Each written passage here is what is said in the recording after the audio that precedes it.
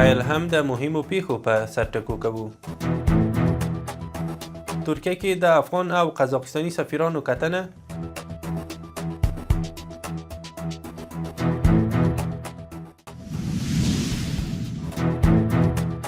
په هیواد کې له 22,000 کډوالو ماشومانو د سویې د تثبیت ازموینې اخیستل.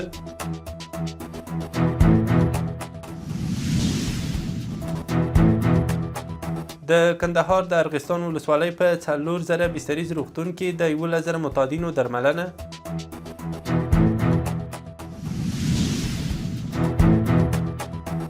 او د ایران او روسیې د بهرنیو چارو وزیرانو ټلیفوني خبرې. د واک ټلویزیون درنو لیدونکو سلام، وخت مو بخیر. نن شنبه د کب 2 اوس هم بشپړ خبرونه. په ترکیه کې د افغانستان سفیر شیخ سنی الله فرهمن په دې هیواد کې د قزاقستان له سفیر سره کتلې دي. انقره کې د افغانستان سفارت ویلي چې په دې کتنه کې دواړو لورو د 2 اړخیزو سیاسي، اقتصادي او فرهنګي اړیکو پر پراختیا خبرې کړې دي. د پوهنې وزارت ویان منصور احمد حمزه وایي د روان 1404 ښوونیز کال له پیل راهیسې په ټول هیواد کې له 22,000 کډوالو ماشومانو د سویې د تثبیت ازموینې اخیستل شوي او ښوونځیو کې شامل شوي دي. په کندهار کې د ارغستان ولسوالۍ د 4,000 بستریز روغتون له جوړېدو راهیسې تر 11,000 زیاتو معتادینو درملنه شوې ده.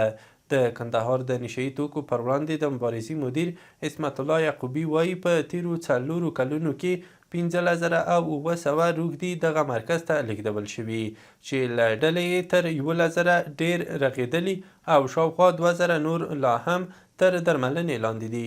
د مسؤلینو په وینا په دې مرکز کې د درملنې ترڅنګ دیني، حرفوي او مسلکي زده کړې هم ورکول کیږي او تر اوسه 700 کسان له بېلابېلو زده کړو فارغ شوي دي.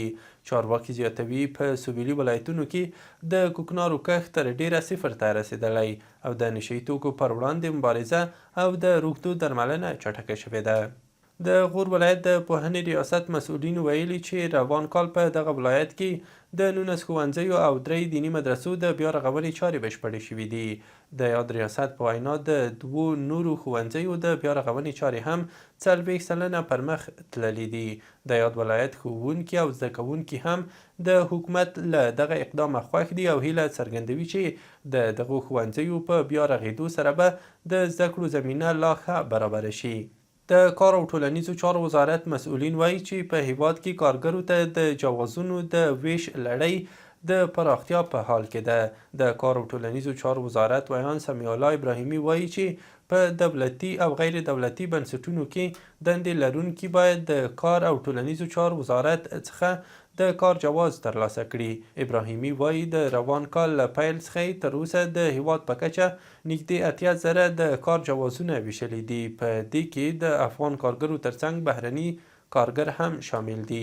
نوموړی وایي ډیری بهرني کارګر له خصوصي سکتور سره په تخنیکي برخو کې په افغانستان کې په کار بوخت دي. د کرنې اوبو لګولو او مالدارۍ وزارت ویلي چې د خوست ولایت په صبرۍ یعنې یعقوبي او تڼیو ولسوالیو کې پر 100 بزګرانو د سرو املوکو نیالګي ویشلي دي. کرنې وزارت په یوه خبرپاڼه کې ویلي چې دغه مرسته د بزګرانو د عوایدو د لوړوالي په موخه ترسره شوې ده. د معلوماتو له مخې هر بزګر ته 40 د سرو املوکو نیالګي او 6 کیلوګرامه کیمیاوي سره هم ورکړل شوې ده. د یادونې وړ ده چې په دغه ولایت کې د سرو املوکو کښت مثبتې پایلې ورکړي دي چې له امله یې د کښت لیوالتیا ورځ تر بلې زیاته شوې ده. په کندوز ولایت کې د سپین زر اماراتي شرکت له لوري د 450 میلیارد افغانیو په ارزښت یو ستر استوګنیز ښارګوټی جوړیږي. دغه ښارګوټی به په شاوخوا 150 جریبه ځمکه کې رغول کیږي. د اماراتي شرکتونو لوی ریاست ویلي چې د کور او ښار جوړولو وزارت له منظورۍ او د اداري مراحلو تر بشپړېدو وروسته به د پروژې عملي کارونه پیل شي. د چارواکو په وینا چې دغه ښارګوټی له نړیوالو معیارونو سره سم طرحه شوی او په بشپړېدو سره به یې د شمال ختیځ زون د مرکزي سیمې کندوز څېره نوي شي. هرات کې د وطني غالیو تولیدونکي په دې ولایت کې د خپل کاروبار له غوړېدو خوښ دي او وایي چې اوس د وطني غالیو بهرني هیوادونو ته په صادرېدو سره په کارونو کې ښه والی راغلی دی. غالۍ اوبدونکي وایي چې تیرو کلونو ته په پام سره په وروستیو کلونو کې د غالیو صنعت وده کړې چې ورسره سم یې د تقاضا کچه هم لوړه شوې ده.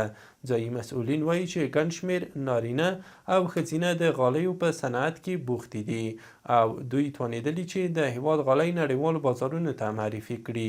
غالۍ اوبدنه د افغانستان له پخوانیو صنعتونو څخه ګڼل کېږي چې د هیواد شمالي ولایتونو کې د اوبدلو مهمې سیمې بلل کېږي او د دغه صنعت په برخه کې تاریخي مخینه هم لري.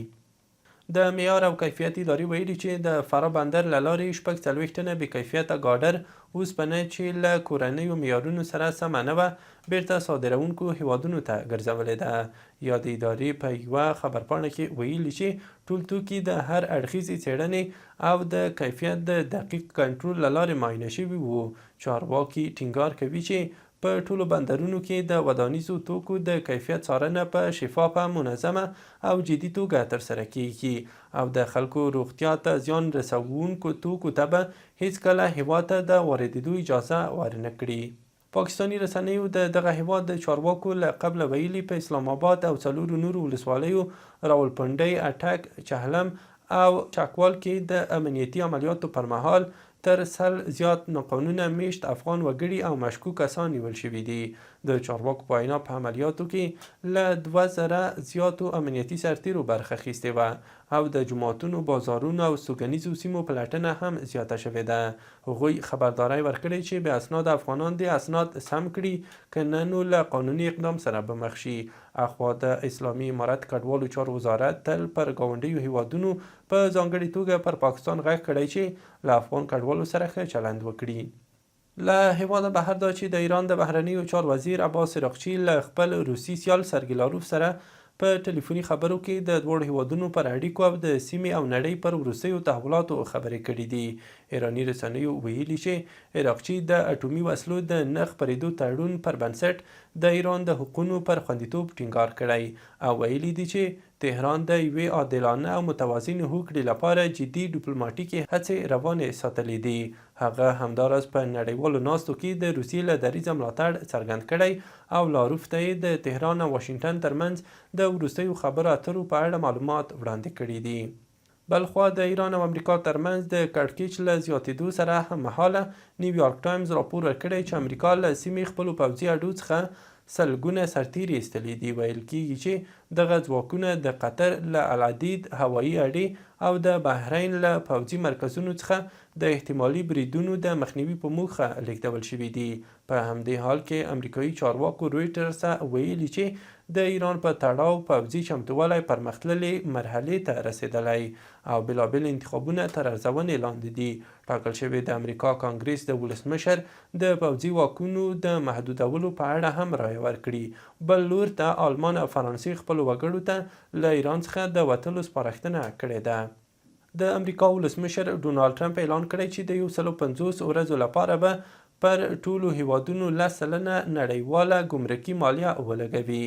دغه پریکړه وروسته له هغې شوې چې د امریکا سترې محکمې د هغه حکومت ځینې بیړنۍ او پراخې تعرفې ناقانونه وبللې او لغوه یې کړې. ټرمپ ویلي نوې تعرفې به د 1994 کال د سوداګرۍ قانون د 122 مادې پر بنسټ پلي شي چې ولسمشر ته اجازه ورکوي د تادیاتو په بیلانس کې د جدي ستونزو پر مهال تر 15% پورې او د لنډمهال لپاره مالیه وضع کړي. نوموړي همدارنګه اعلان کړی چې حکومت به یې د سوداګرۍ قانون د 301 مادې له مخې نوې پلټنې پیل کړي څو د ده په وینا د ناانصافه سوداګریزو کړنلارو پر وړاندې اقدام وشي.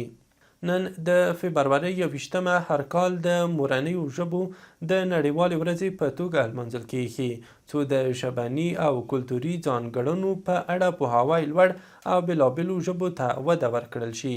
دا ورځ په 1999 لمریز کال کې د یونسکو له لوري اعلان او په 2002 کال کې د ملګرو ملتونو عمومي مجمع له لوري په رسمي ډول وپېژندل شوه. د مورنیو ژبو ورځ د هغې پراخې هڅې برخه بلل کېږي چې موخه یې په نړۍ کې د ټولو ژبو ساتنه او خوندي کول دي. د سپورت له ډګره دا چې افغان کرکټ بورډ لیکلي چې له سریلانکا سره د راتلونکي مارچ میاشتې په 2مه لسیزه کې به په متحده عربي اماراتو کې 20 اوریزه او 15 اوریزه لوبلړۍ لري. کرکټ بورډ زیاته کړې چې د دغې لوبلړۍ لپاره خوست کې د ملي لوبډلې تمریني لوبې پیل شوي دي. په دغو تمریني لوبو کې د ملي لوبډلې 18 لوبغاړي ګډون لري چې د روانې فبرورۍ تر 26 به دوام وکړي. او وروستی خبر هم دا چې برازیلي خوزه انټونیو نوګیرا د افغانستان د فوټبال ملي لوبډلې د مشر روزونکي په توګه ټاکل شوی دی. د افغانستان د فوټبال فدراسیون د اجرایوي کمیټې غړي عبدالحق فیضي ویلي چې له خوزه انټونیو نوګیرا سره د فوټبال ملي لوبډلې د مشر روزونکي په توګه د 1 کال لپاره قرارداد لاسلیک شو. د فوټبال ملي لوبډلې روزونکي خوزه انټونیو نوګیرا ویلي د افغانستان د فوټبال ملي لوبډلې لپاره ښه پلان لري او غواړي چې له دغو لوبغاړو سره سخت کار وکړي څو فوټبال پرمختګ وکړي او زیاتوي چې دا به یو څه وخت اړتیا ولري. له ملتیا لیدلو مو مننه. وروستي او مهم خبرونه مو همدومره وو.